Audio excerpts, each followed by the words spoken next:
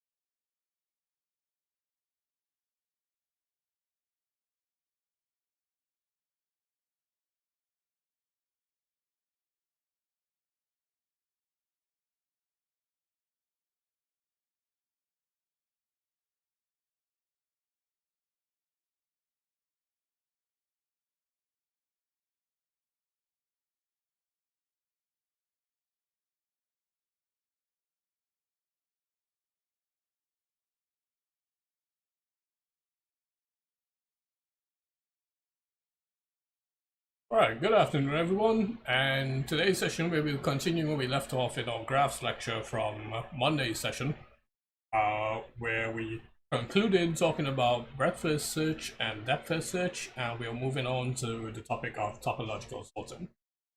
Now, hopefully by the end of today's session we will reach to the end of minimum spanning trees, and then the last thing that we'll have to discuss in next week's Monday session would be the concept of finding the shortest paths within a graph, and then we'll be doing the final lecture for these programming lectures, which is going to be known as bit manipulation on Monday. And once that's completed, all the teaching for the programming lectures will be finished. Afterwards, if there are any tutorial sessions that are required and that are requested by groups, we'll go about doing these, and in particular, if we're requesting those tutorial sessions, it's handy to know which topics beforehand that we will be discussing that may be giving you some trouble or that requires some more clarification, so I can plan beforehand, and once I plan and we have those sessions, we can go about discussing these things in a targeted fashion. That way we won't waste any particular time. Alright, so starting with topological sorting for today's session, what this is basically is a very linear order for us to sort out of vertices in a graph. And if you remember from Monday's session, the vertices in the graphs are basically treated like the nodes in your graph. And in order to do this for topological sorting, we need to watch this for every directed edge, UV, where U represents the start of the edge and V represents the end of the edge. The vertex U will come before the vertex V in this particular order. And topological sorting can only be done on a direct acyclic graph. So this means that the graph cannot have any cycles, as well as the graph vertices, when they're connected by edges, they need to be directed edges. So it needs to be such that the edges go from one node to another node, and that's normally represented by an arrow on the graph. If there are no arrows, these basically indicate that the graph is an undirected graph, and once you have an undirected graph, it's impossible for you to do topological sorting. Now, topological sorting is not a new topic. It has been in other sorts of topics from before, and it's mainly used in any sort of scheduling jobs that you may encounter. In particular, it's done to give your jobs priorities such that certain jobs will be treated with higher priority than others. And a good example of this in computer science is the instruction scheduling cycle, which you may have encountered in your software engineering or computer architecture lectures so far. If you haven't encountered it, you are going to encounter it at some point in time. So keep in mind that the methodology that we learn here for topological sorting is also applicable for instruction scheduling in your computer architecture. So if we're given an example graph here on the right hand side, and we are required to topologically sort this, it will go such that when we do this topological sorting, we need to go in order of from highest to lowest. So we'll go 5, 4, 3, 2, 1, 0. And that's normally the general way how we'll think about doing topological sorting, but it's also possible for us to have different types of topological sorting. And the question here is that if we have 4, 5, 2 and then 3, 1, 0, what pattern is this so that we get this? And you'll see here that would be like if we started from 4 and we go in an anti-clockwise direction. So we have 4, 5, 2, 3, 1, and then we end at 0 here because we can't have any cycles in topological sorting. Now, whenever you are doing topological sorting, the first vertex that always starts the topological sort must always be a vertex that has no incoming edges. It can have multiple outgoing edges, but it cannot have any incoming edges. So if we needed to start a topological sort here for this graph, the only nodes here that have no incoming edges would be 5 and 4, and either one of these can be our start point.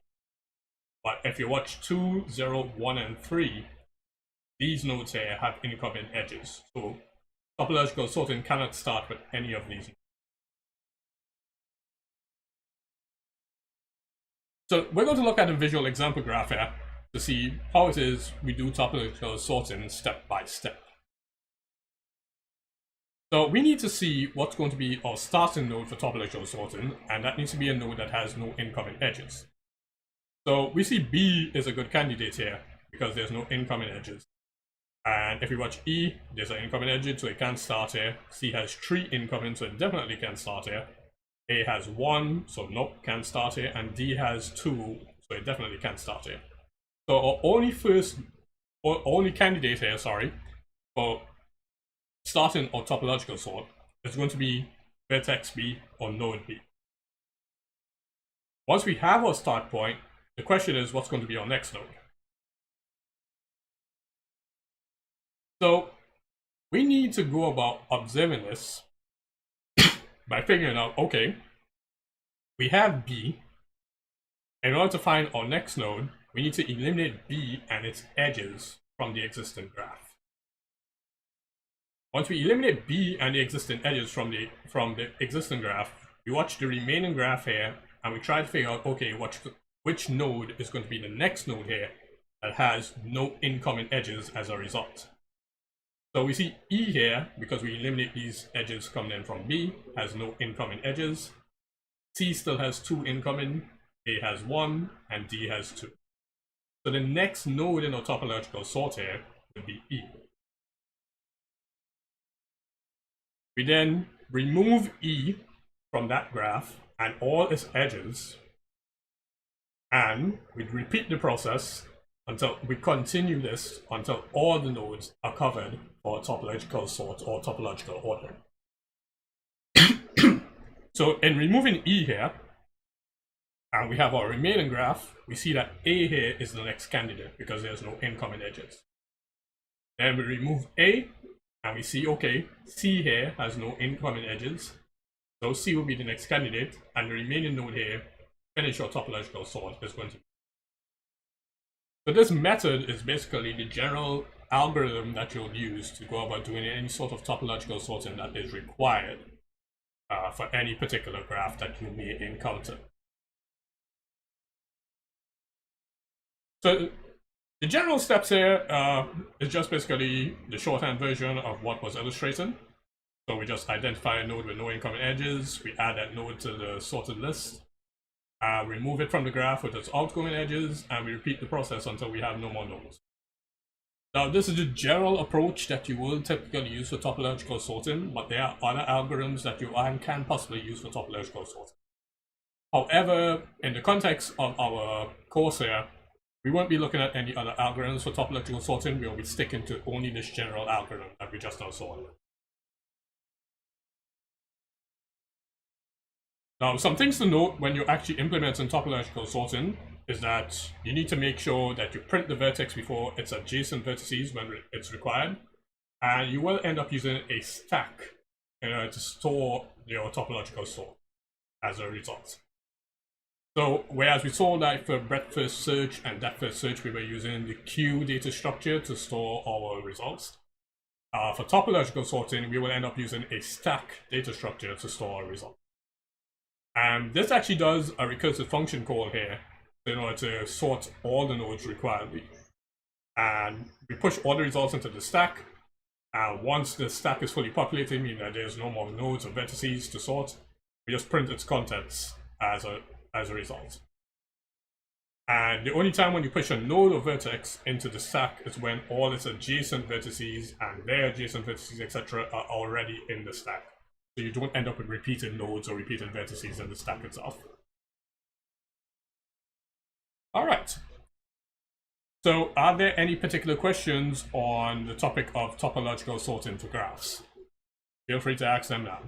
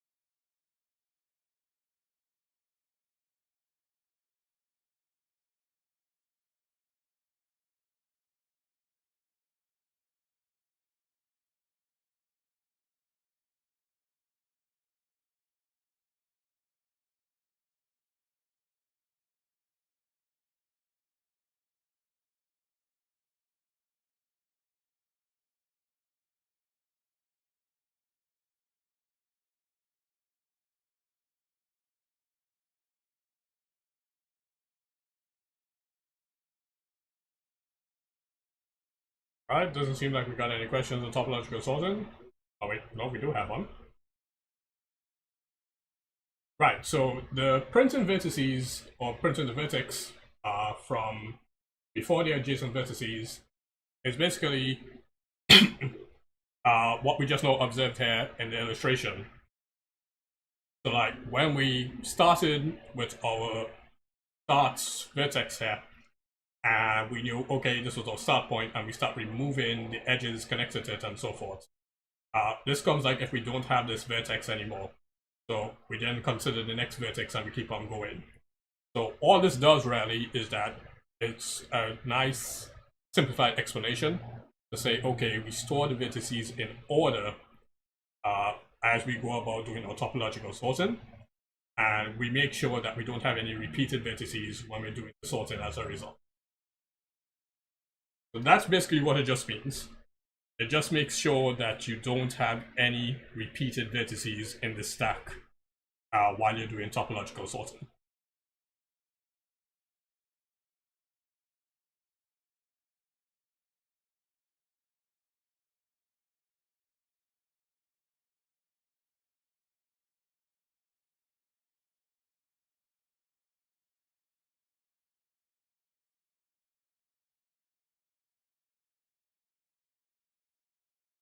Right, any further questions?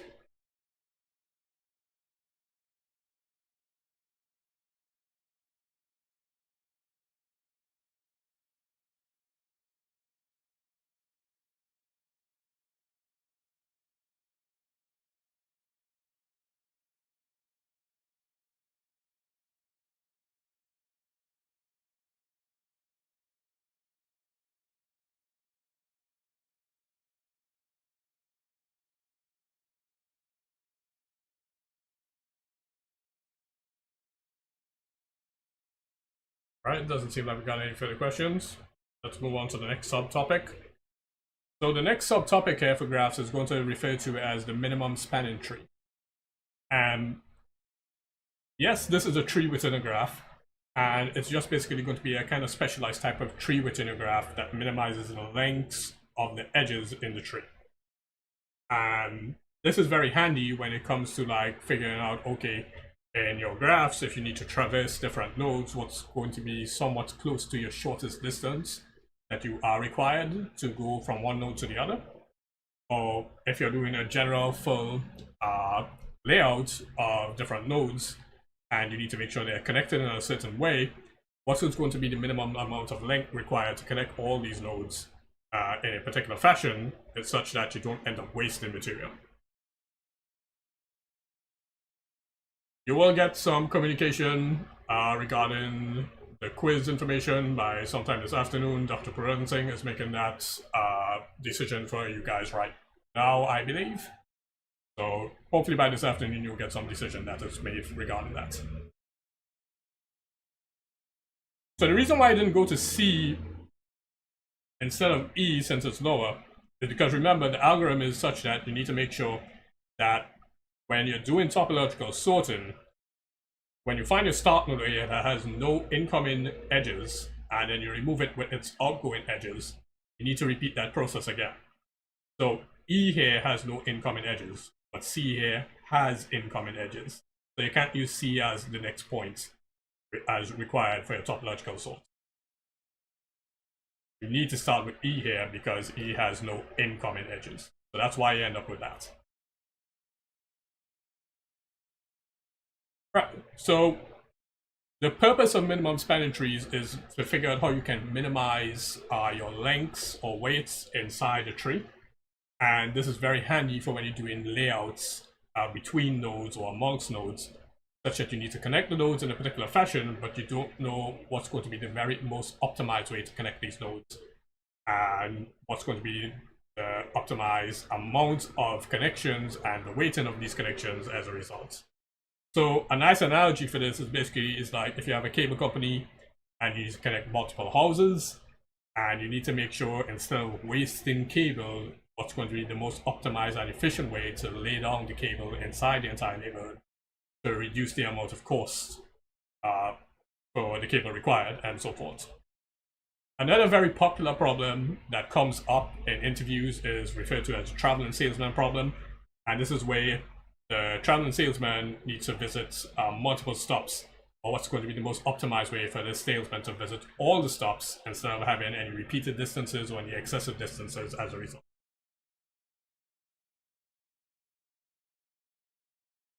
Now, as we have seen in our previous lecture with regards to trees, trees basically only have one path that joins any two vertices. But when you go to a spanning tree, which is the basis for a minimum spanning tree here, there's going to be a few key differences. And it's basically these three differences that we see here. So it must contain all the vertices of the original graph. It must also reach out to all the vertices in the graph.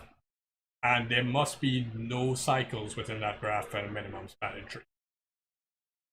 So once you have these three conditions, your tree is now becoming a spanning tree. And then you can actually apply minimum spanning tree algorithms to go about solving for your efficiency and so forth. Now, any simple graph that you can encounter, it's possible to have many spanning trees. And please note I'm saying many spanning trees there and not minimum spanning trees. So because we follow the rules there for a spanning tree, in any simple graph and many complex graphs as well, it's possible to have many spanning trees, and you can see here it just starts from one node and it goes to another node without repeating any nodes as a result. So we can have multiple different patterns from this one simple graph, resulting in many spanning trees as a result. And you can see here is that we have 4 nodes, and all 4 nodes are always present in any of these spanning trees with existing connections between them. So the larger the graph is, there's many more possibilities for subgraphs as a result. But the larger the graph is, it also becomes a lot more difficult to find the minimum spanning tree.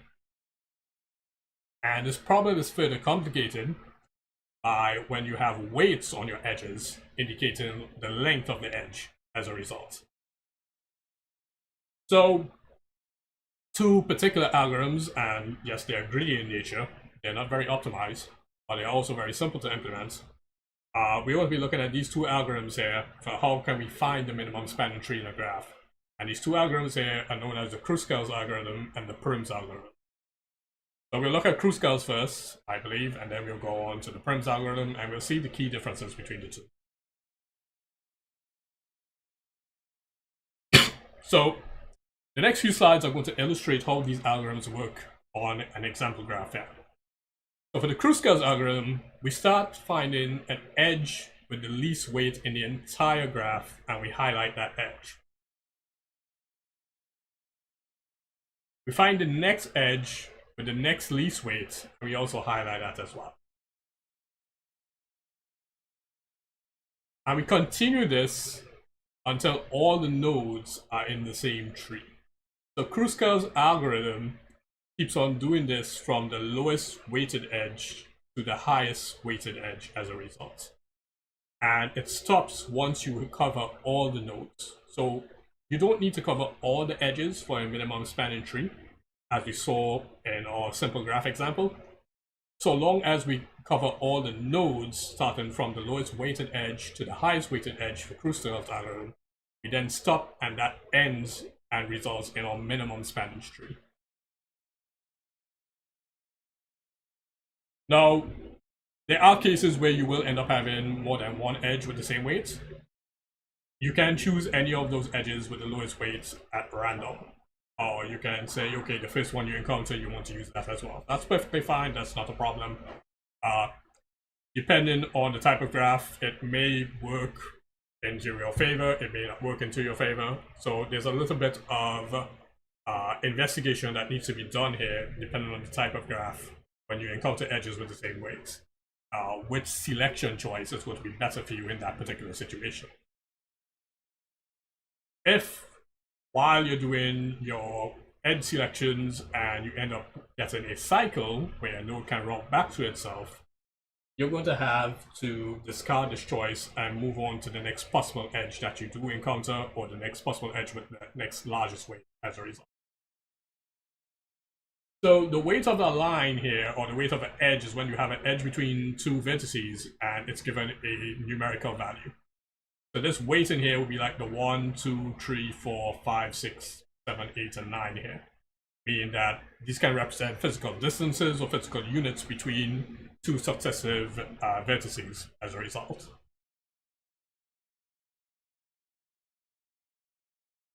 So if we continue doing that, those steps here for Kruskal's algorithm, we can see that as we go and we have 1, 2, 3, and then we think about, okay, we have 4 here, but 4 will mean that we'll end up getting a loop back to A. So we don't have 4 as a result. We then choose the next available edge, which is 5, 6. 7 will also result in a loop to F. So we don't have that. We ignore 7. We also ignore 8 because that means we also have another loop between E, F, and B. And the next one we'll have is 9. And from all of these connections here, we see that all the nodes can be visited without any repeat visits. So that's how we end up establishing the minimum spanning tree for Kruskal's algorithm. Yes, the weights of the edges will be given in the diagram for you when you're going to deal with minimum spanning trees.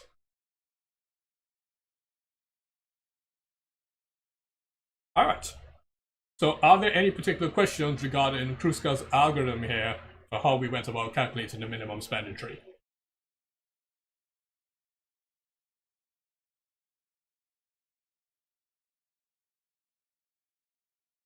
No, you don't have to figure that out. The weights of the edges will be given to you in any particular question regarding minimum spanning tree.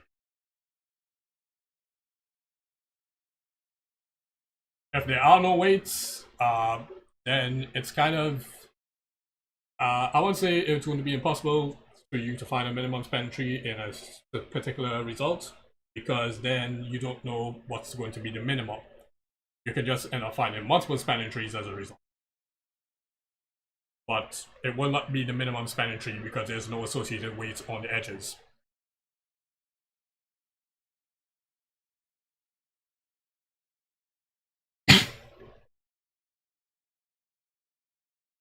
It's also possible that if there's no weight on the edges as well, that you can treat all the edges with the same weight. And then you can just say, okay, what's going to be the minimum amount of edges required to visit each one of those.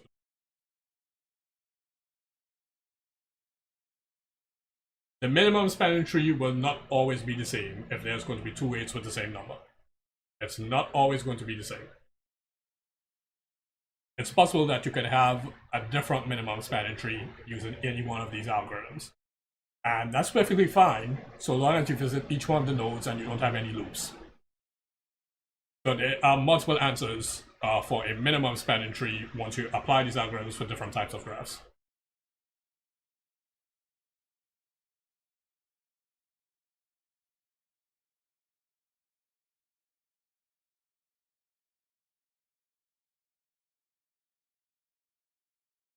What matters here is seeing the methodology used as to how you went about finding the minimum spanning tree. That's what counts in these sort of particular questions. Because no two answers will be the same, but they will be correct, so long as you establish the rules for a minimum spanning tree.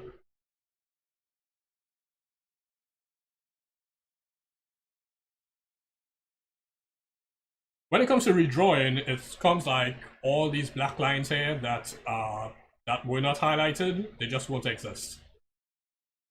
So we won't have this line here, we won't have this line here, and we won't have this line here. So the edges that were not considered will just be removed when you're drawing a minimum spanning tree.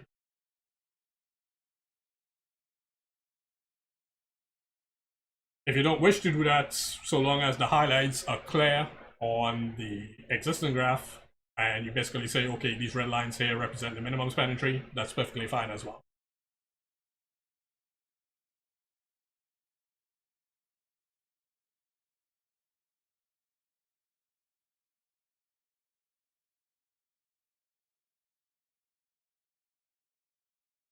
All right, any further questions?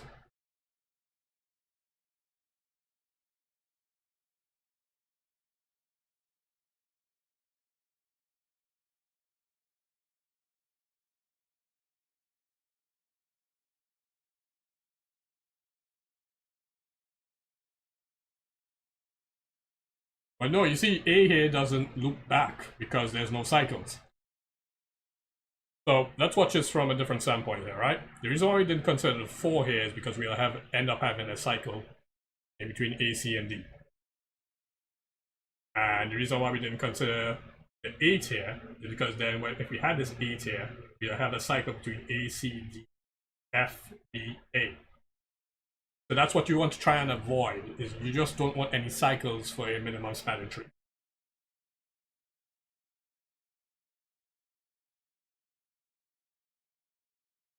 So it's not possible for me to get back to F here if I'm traversing from F and going throughout the entire thing.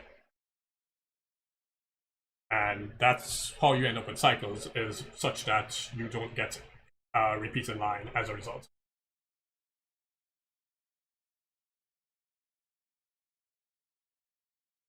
Right, so E doesn't have this 7 highlighted because then we'll have an entire cycle around the entire perimeter here. Because then it becomes possible that A can go A, C, E, F, B, A. And that results in a cycle for A. So that's why you don't have this 7 highlighted. So remember, minimum spanning trees, you don't want any cycles. That's what you avoid. You don't want any cycles at all when you're doing minimum spanning trees.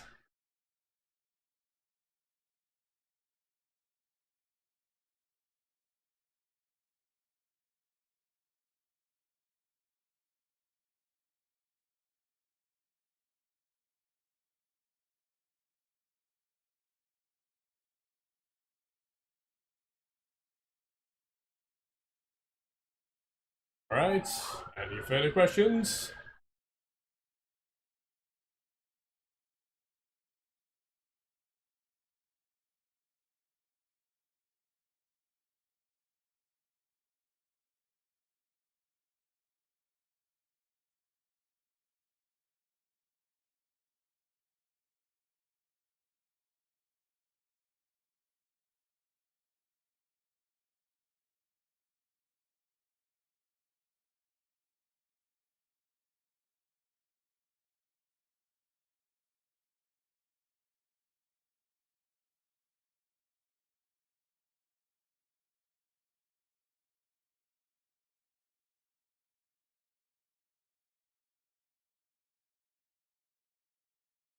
Alright, doesn't seem like we had any further questions, so let's move on to the next minimum spanning tree algorithm, which is known as the Prim's algorithm. So the Prim algorithm operates differently from the Kruskal's because it uses nodes instead of edges to start off with. So you start with any random node here, or any random vertex, and you highlight it. So for this particular example, we're starting with the C vertex for our start point in Prim's algorithm. So then we find all the edges from this highlighted node that go to other nodes or other vertices, and we choose the one with the lowest weight. So in this particular case, C has 1, 3, and 2, and 1 will be the least one, so we use this 1 here and highlight it as a result. We then highlight the node that was reached to from this lowest edge, and we have this part here as a result. So once we have C, 1, and A here, we then observe all the nodes that are highlighted so far, and then we find the next lowest weighted edge from the particular highlights that are connected to these vertices.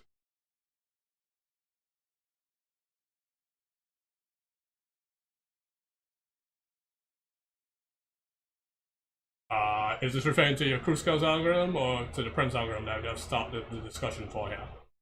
If it's the Kruskal's algorithm, I'll get back to that in a little bit. Just let me finish the Prim's algorithm, yeah?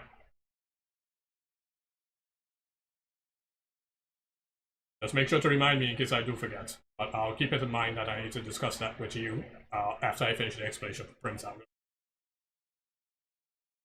Alright, so the next step in Prim's is that, okay, we had C highlighted and 1 highlighted.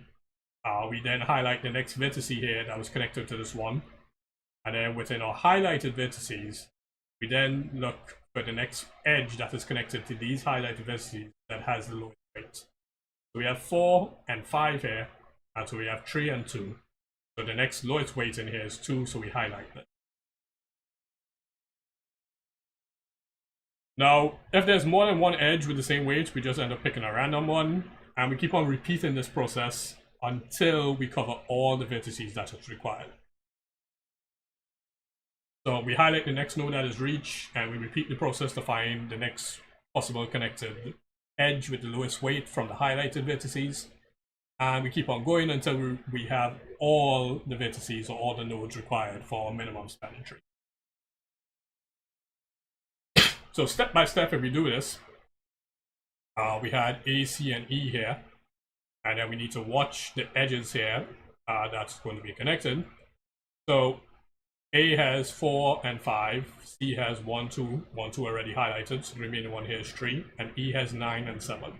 So the next one to be highlighted here is 3, and the connected node of vertex here will be D. Then from our highlighted nodes, we then look for the next minimum edge, and we see, okay, there's 4 here, but 4 results in a cycle between A, C, and D, so we can't use 4. So we need to use the next possible weighted edge in order to highlight this. And then the next possible lowest weighted edge here from all our connections, we see 4, 8, we have 5, we have 8 here as well, we have 6 and 7. So the next lowest one here will be 5. We highlight 5 here, and we also highlight the node or vertex that is connected to this 5.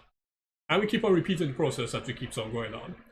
So from our highlighted vertices here, we then find the next lowest possible edge that's required. So we eliminated 4, so we don't need to look at this anymore. And we have 8, 8, 6, 7, and 9. So the next lowest one is 6 here, and there will be no cycles. So we end up highlighting 6, and we highlight the connector node, which is F. And then we repeat the process again, and we see that any of these edges here will result in some sort of cycle being maintained. So we saw that if we highlighted 4, we'd have a cycle between A, C, and D. If we highlighted 8 here, we'd have a cycle between A, C, D, B, going back to A. And if we highlighted this 8 here, we'd have a cycle between C, D, F, E. And like I said, we don't want any of those cycles. Same thing if we highlighted 7 here, we had a full cycle between A, C, E, F, B, A. So we don't want that as well. So the next only possible remaining edge here to highlight is going to be 9, and the connector node here will be G. And once we have all the nodes or all the vertices, we basically end with our minimum spanning tree. Alright, so that brings us to the end of our Prim's algorithm. Are there any particular questions regarding the methodology for this? If not, I'll get back to the question that was being asked, which how is 1 and 2 highlighted when it doesn't cycle back to AOC. I would appreciate if you tell me if this was the Kruskal's algorithm or the Prim's algorithm in the chat, so I know exactly where to go back to when I'm explaining this.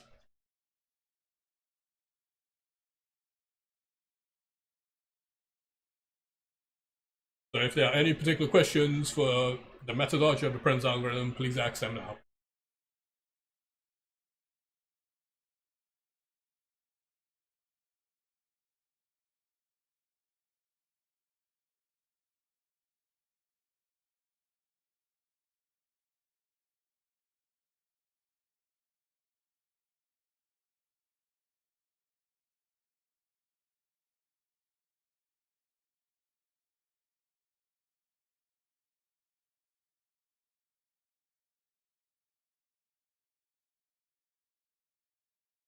Yes, Prim's is basically the same as Kruskal's, but you just end up using vertices and edges, whereas Kruskal's only uses edges to formulate its algorithm. So it's basically the same, and the same rules apply for each one of them, such that you don't want any cycles, and once you cover all the nodes, you basically find the minimum spanning tree. The key difference is that depending on which algorithm you use, you can end up resulting in a different minimum spanning tree as an entire different result because of the different methods that they use to find that minimum spanning tree. And like I said, if you have edges with similar weights and more complicated graphs, it is possible to have more than one correct answer for the minimum spanning tree, and that's not a problem.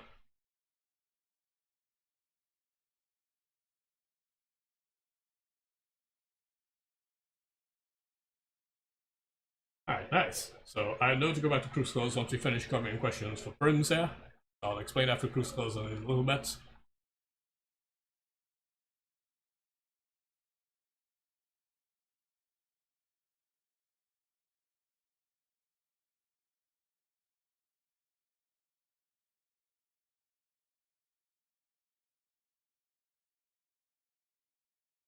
So there isn't really one that's going to be better than the other. It's very situational dependent. So both of them are greedy algorithms by nature. They're not optimized. And there are optimized algorithms to find the minimum spanning tree, but they tend to get a little more complicated. And for a basic understanding of graphs, Kruskal and Prims is a good starting point as to how you understand how minimum spanning trees are formulated and how you actually do find them.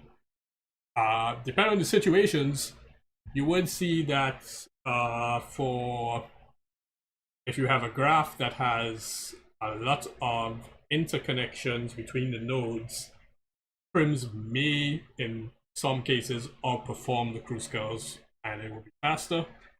And a graph that has less interconnections and more nodes, you'll find that Kruskals will operate in some cases faster than Prims.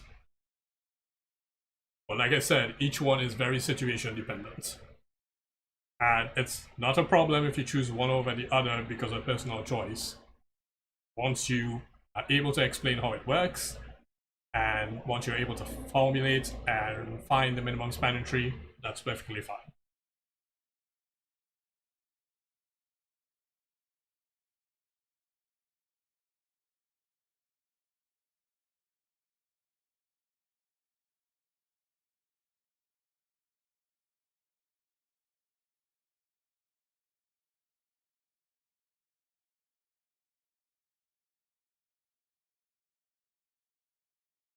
Right, any further questions on Prim's algorithm?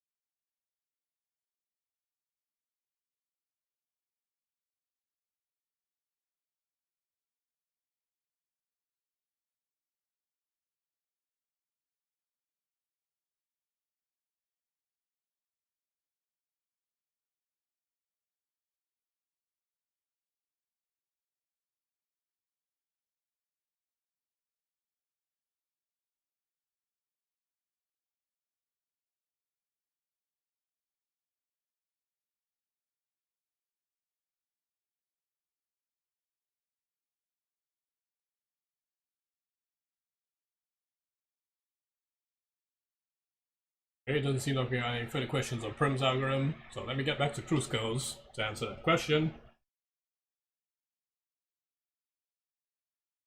So you basically asked why 1 and 2 are highlighted when it doesn't cycle back to AOC, right? So a cycle is where instead of having like a straight path, you can end up looping back to them. And you're probably thinking, okay, you can go ACA, but that isn't a cycle. So a cycle is when you're able to form some sort of shape between the nodes. Not a line, a shape. So like, for example here, I'm just going to illustrate here on the slide. If we had this here forming a shape between nodes, that ends up being a cycle. Similarly, if we had this here forming some sort of other type of shape, that ends up being a cycle. So those sort of things are what you want to avoid when you're doing minimum spanning trees, because once you form that shape between the nodes, that is what we refer to as a cycle in your graph, and that's what you don't want. Similarly, it's like where we had if we didn't want to highlight this 8 here, this would be like if we go here, here, here, here, and here, forming some odd sort of shape between the nodes, or amongst the nodes in this case, and that is what we refer to as a cycle as well. So that's something you don't want as well when you're going about doing this. So if you just have like straight lines and they don't loop back to each other, that's perfectly fine. So a straight line basically doesn't constitute as a shape forming a cycle. But once you do end up with some sort of shape amongst the nodes, that is a good indicator that you do end up having a cycle and you're on the wrong path.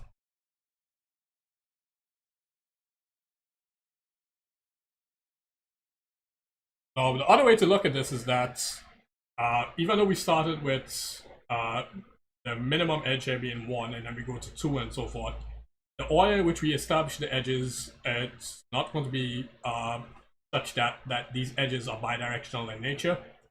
It's such sorts that it's established some sort of linear order amongst the nodes instead of having a cyclic order. So, for example, if we started at C here, we can only go C to A, and then we can only go to C to E. We can't go back because of the minimum spanning tree rules. Because wherever we start, we can't revisit that node. So it comes like if we go C to A and then C to E. We can't go C, E, C, A. We can't do that. And similarly, if we had B here highlighted and we started at A, we're going to go A to B, but then we're going to only go from A, C, and E. We can't go A, B, A, C, E, and so forth. So the simplest way to understand this is that once you have straight lines throughout the entire thing with no shapes being formed, no connected shapes that is, then you're on the right path to finding the minimum spanning tree. But the minute when you do end up having a connected shape between your nodes, that's a cycle and you're on the wrong path. So hopefully that explains what your question is asking. If not, please let me know. I'll try and figure out how to explain it a little bit differently for you.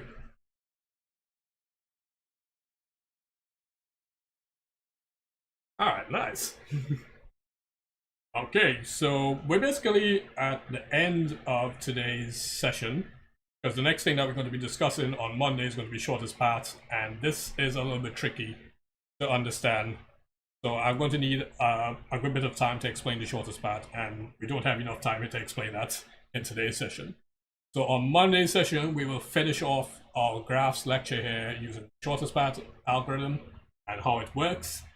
And then we'll move on to bit manipulation. And once we finish bit manipulation, we're basically done with the teaching for this entire programming lectures part of our course. Any further sessions will be devoted to tutorials or any requested tutorials from groups of students who require some clarification on different topics and so forth. And it helps if you let me know those topics in advance or what particular problems you're having in advance, so I can prepare and have targeted feedback for you guys, such that we can get more effective communication being sent, more effective results while we're discussing problematic topics in particular. All right. So before I close off, are there any final questions that we need to ask on minimum spanning trees and the other topic? What was it? I can't remember. And topological sorting.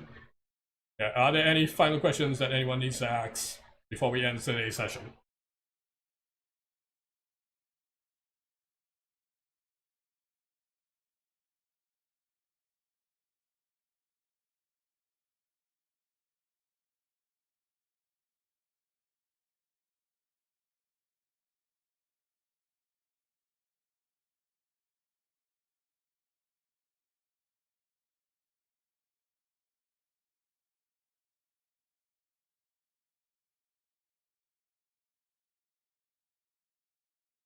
They asked if it could be ADFE for, I'm guessing for Kruskal, well, it could also apply for Prims. So let's see this on the unhighlighted graph. So you're saying in this particular case, you're going A, D, F, E, and then from here you might want to span C, G, and B. So this may also be possible, but this won't apply for our algorithms. So like I said, there are also different types of algorithms that you can use for minimum spanning trees, but we're not covering it in this particular course. But yes, that is also a possible candidate for a minimum spanning tree. And that's not a problem, it's just not applicable to our methodology here for Kruskal's algorithm and Prim's algorithm. So that's fine, but it most likely is going to be another type of minimum spanning tree algorithm.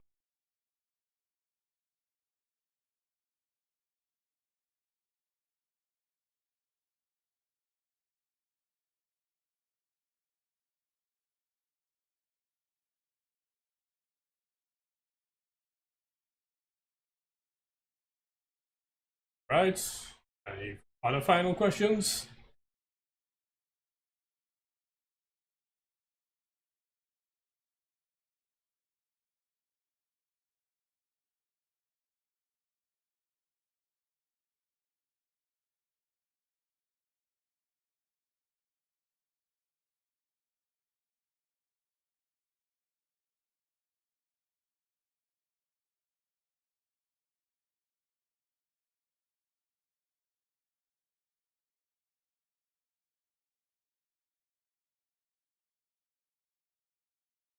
Alright, doesn't seem like we've got any other questions, so that brings us to the end of today's session. So like I say, on Monday's session we will finish graphs, and then we'll do our last lecture, which is going to be bit manipulation. And once we finish with that, that's going to be the end of our teaching, and then we can have targeted tutorial sessions. So hopefully you guys got some communication by the end of today regarding the dates for quiz 1 and group assignment 2. Sorry, for the dates for quiz 2 and group assignment 2 from Dr. Parancing. The only thing I can tell you at this point is whatever he decides, that's going to be the final say on this matter. So until then, and until on Monday, take care, be safe, and wait, I got one more question. A, D, B, E, C. Yeah, my visual explanation included C and B and G for you. So just review it a little bit when while I was talking about it. So yeah, so until Monday, take care, be safe, and I will see you guys then. Later.